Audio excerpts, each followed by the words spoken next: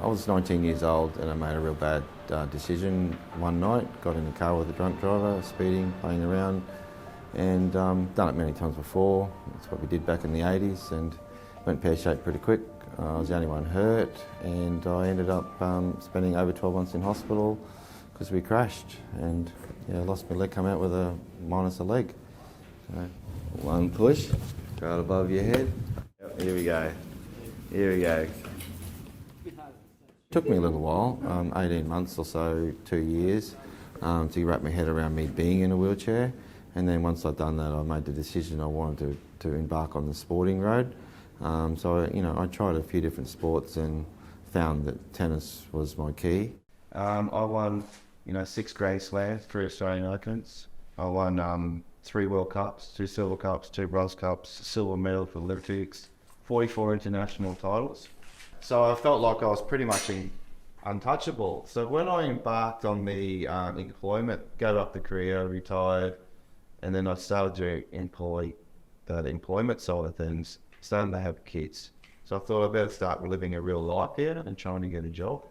Well, I got the door shut on me so many times because I was going there and they were looking at my wheelchair going, how are we going to do this?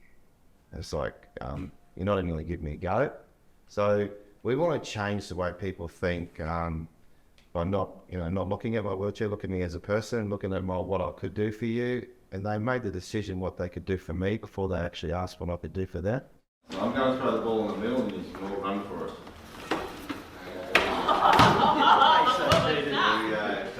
Here we go, put pressure on him. 1. Oh, good intercept. Quick passes, get him out of the way. Oh.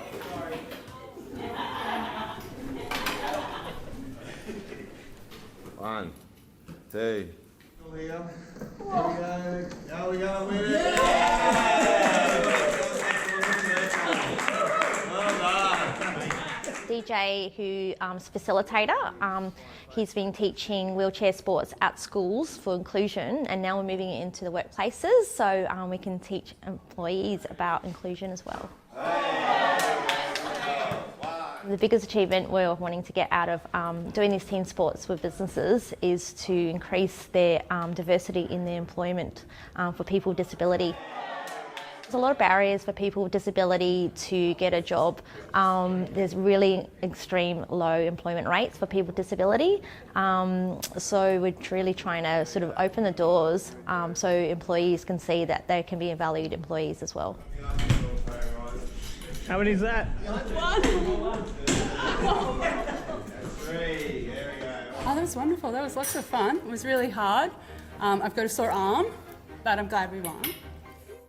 I was only really good at sports because I've got long legs and good running, so this sort of put my arms more to work. And it just goes to show that, even without functioning legs, you can still do it. There's no boundary, there's no something stopping you, there's no limit. A bit tiring. I learnt a lot about what I can't do in a wheelchair. 1, 2, 3, 4.